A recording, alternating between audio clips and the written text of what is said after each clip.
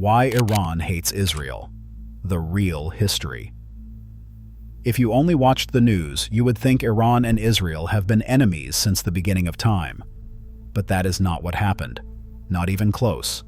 50 years ago, Iran and Israel were allies, not reluctant acquaintances. Genuine strategic partners.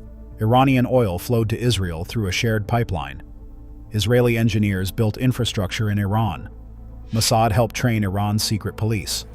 El Al Airlines flew daily routes between Tel Aviv and Tehran. Iranian generals visited Israeli military headquarters and shook hands with Israeli officers. And then, in the span of a few weeks in 1979, all of it was destroyed. The nation that had been Israel's closest Muslim partner declared the Jewish state a cancerous tumor that must be eradicated from the earth. How did friendship become hatred? That story is one of the most important and least understood chapters in modern Middle Eastern history.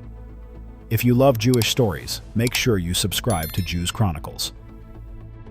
When Israel was established in 1948, it found itself surrounded by hostile Arab nations. It desperately needed friends in the region, and it found one in Iran. Iran was not an Arab country. It was Persian. Its language, culture, and national identity were distinct from the Arab world. Iran had its own rivalries with Arab neighbors, particularly Iraq. It was suspicious of pan-Arab nationalism, which threatened to destabilize the region and undermine the Shah's power. Israel's founding Prime Minister, David Ben-Gurion, recognized this and developed the Periphery Doctrine. If Israel could not make peace with its immediate Arab neighbors, it would build alliances with non-Arab states on the region's edges, Iran, Turkey, and Ethiopia.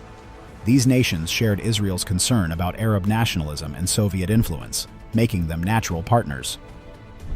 Iran became the centerpiece. In 1950, Iran was the second Muslim-majority country to recognize Israel, after Turkey. Under Shah Mohammad Reza Pahlavi, the relationship deepened into one of the most significant strategic alliances in the Cold War Middle East. Iran supplied up to 60% of Israel's oil. Israeli agricultural and military experts worked across Iran. Intelligence cooperation was extensive. Military officials from both nations visited each other's facilities regularly. For the Shah, Israel provided advanced technology and a back-channel to Washington. For Israel, Iran provided oil, regional intelligence, and proof that a Muslim-majority nation could work with the Jewish state. It was a partnership built on mutual interest, and it functioned effectively for nearly 3 decades. The revolution that changed everything. On February 11, 1979, the Islamic Revolution swept the Shah from power and installed Ayatollah Ruhollah Khomeini as Iran's supreme leader. For the Iran-Israel relationship, it was an extinction-level event. Khomeini was not merely a political revolutionary. He was an ideologue who viewed the world through a rigid theological framework.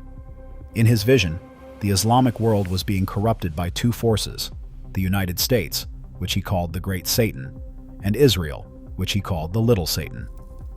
Israel was not simply a country with which Iran disagreed.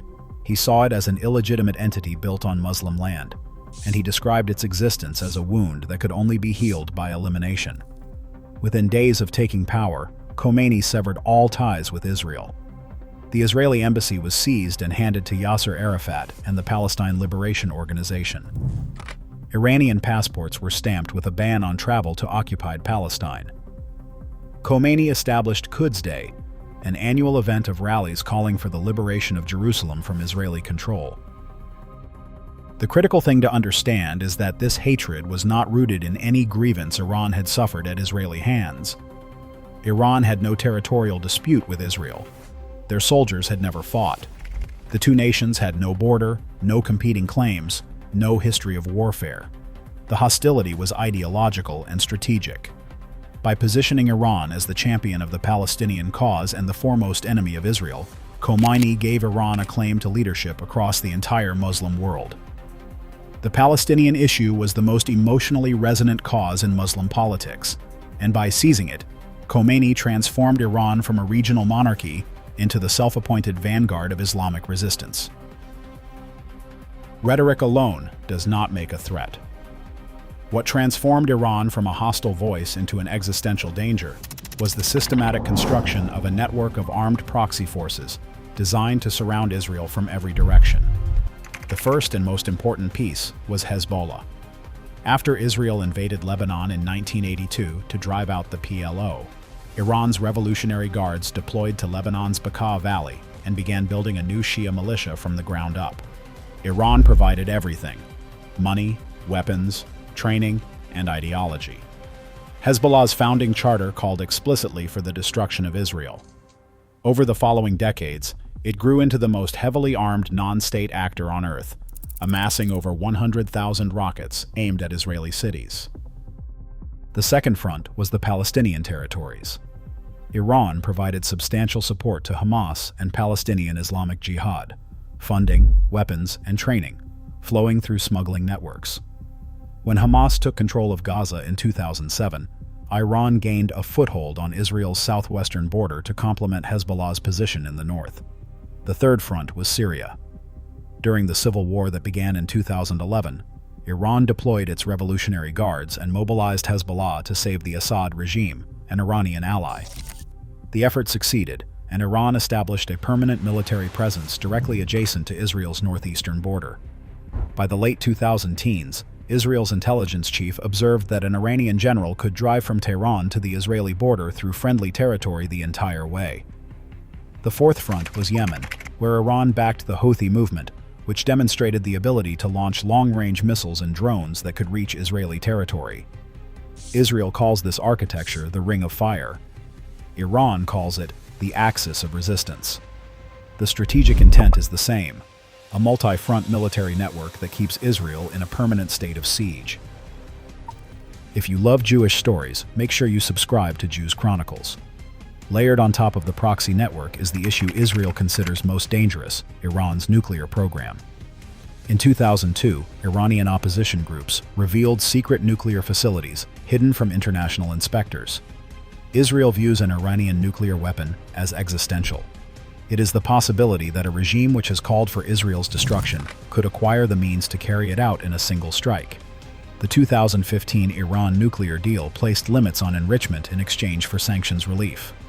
Israel opposed the deal, arguing it merely delayed the inevitable.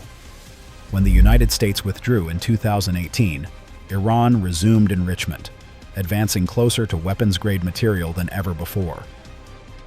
Israel did not rely on diplomacy alone. Over the past 2 decades, it has conducted a sustained covert campaign. It carried out cyber attacks such as the Stuxnet virus, which damaged centrifuges at Natanz, and it was responsible for the assassination of multiple Iranian nuclear scientists. These operations infuriated Tehran and deepened the cycle of hostility. For nearly 4 decades, the conflict was fought through proxies. That era ended in 2024. The trigger was the Hamas attack on Israel on October 7, 2023, the deadliest assault on Israeli civilians in the nation's history. Iran had provided years of funding and weapons to Hamas.